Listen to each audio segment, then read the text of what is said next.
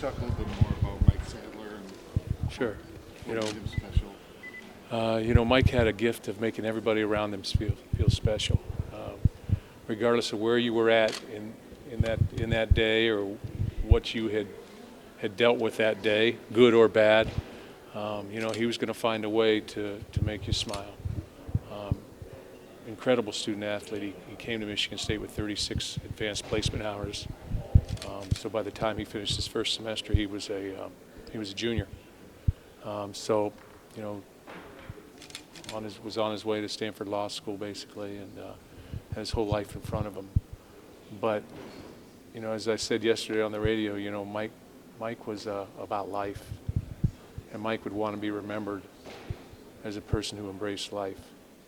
And he wouldn't want me sitting here and tearing up right now. He'd want me to be strong and talk about him the way he was and who he is.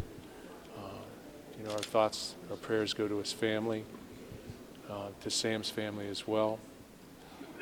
But both those individuals were incredible people that were loved by their football team and their teammates. How do you deal with your players? Our players are off this week, so obviously we'll have some things in place for people to talk with their players when they come back.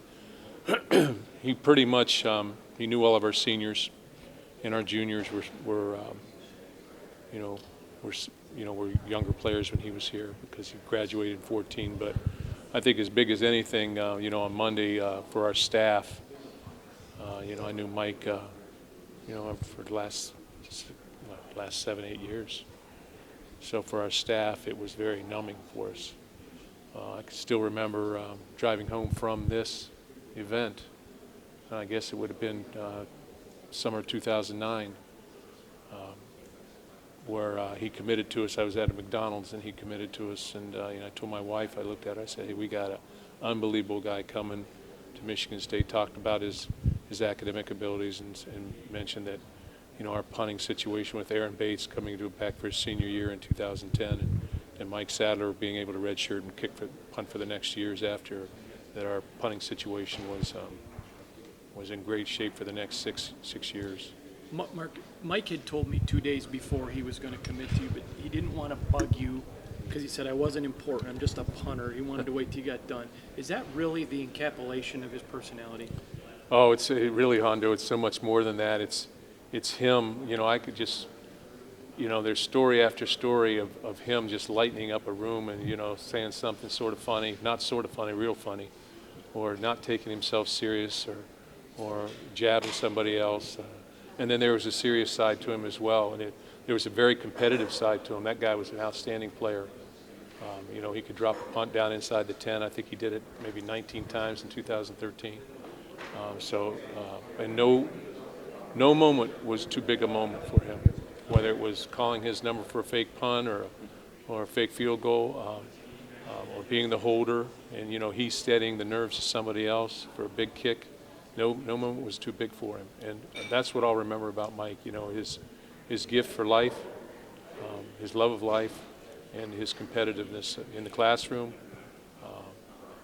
on the football field, off the field. Mark, have you had any contact with Nebraska? Yes, I've talked with Coach Riley yesterday, and Sam seemed to be just the same type of person.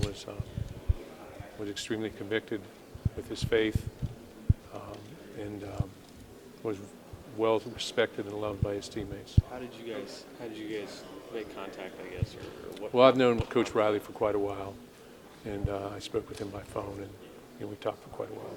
Where were you and when did you hear the news, and did you think this can't be true? I was at the lake, sort of buttoning up everything, and Sunday morning? Sunday, I heard about Sunday around 1 o'clock. So I think that that's when the news started to break. So, that's a tough deal. Your faith is unshakable. Do you ever ask why it happens to somebody like him? No, I think that life is very fragile, and we see a lot of tragedy in this world. And, I don't necessarily always ask why. I always ask, what's the next step? And how do we heal? And, when I spoke to Mike's mother the first day, Sunday, obviously, the grief was, and his father, the grief was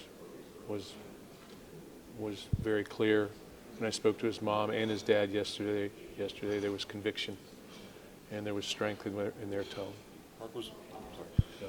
Mark, was Jake at the kicking camp with those guys Jake too? was there as well. Mhm. Have you talked to him? Yeah, yeah. I've talked to Jake. You know, he's shook, but you know, he's okay, and we'll take care of Jake Hartberger.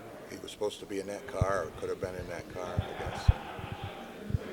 Yeah, as the story goes. I guess you guys know the story. Yeah. Coach, have there been thoughts or plans on ways to honor Mike this season? Yeah, you know, we have some thoughts, you know, relative to in-house, and then also talked with Mark Hollis and our Spartan Fund about, you know, setting up a possible scholarship fund, and legacy fund for a Mike Sadler scholarship. But I think right now everything is too soon to really go into that, and you know, right now it's about just you know, remembering Mike, remembering Sam, and trying to move forward one step at a time. Mark, the difference, I guess, with what Nebraska's going through is, you know, Sam was on the roster. Did you guys talk about that part of it at all, and how to sort of handle that when you've got to? Well, you know, our situation a little bit different, Yeah. because, you know, certainly Sam knew everybody on that football team, whereas Mike probably knows 40% of our football team. So I think everybody knew who Mike Sadler was on our football team, but they didn't have that day-to-day interaction with him current. And, you know, I saw Mike this summer a couple times. He was just at Travis Jackson's wedding a couple weeks earlier, and, you know, so on it goes. Mark, I heard a story yesterday when he was All-American, 13. He wanted to have instead of a picture punting, he wanted to have a picture of him running the ball from all his fakes. Would you like to see something like that? Yeah, he's very proud of his running abilities. Yeah. Mark, you have, in your career, many times had to minister to and be there for players. But this is a kid who touched your entire staff. How different is it in this case now, having to lead those men who are grieving at the loss of a player that many of them looked at like a son? Well, as I said in there, the thing about our staff is we have great people on our staff, and there are a lot of faith-based people on our staff. So again, sometimes you don't ask why, you move forward, but I think we draw strength from each other. Everyone on our staff had a relationship with Mike Sadler, a different relationship of some sort. I was a head coach, there was a defensive coach, there was a, you know, the guy who handled special teams, or whoever it was. So they all had relationships with him. So I think that really, when we came together as a staff yesterday morning, I almost didn't even have a staff meeting, I almost just canceled it all. But I thought that if we came together and we were together, that together we could move forward. So I think that all of us sort of helped each other in being able to do that. You guys, Coach, gotta get going. That's good. All right. Thanks, Mark. Thanks, guys. Appreciate it.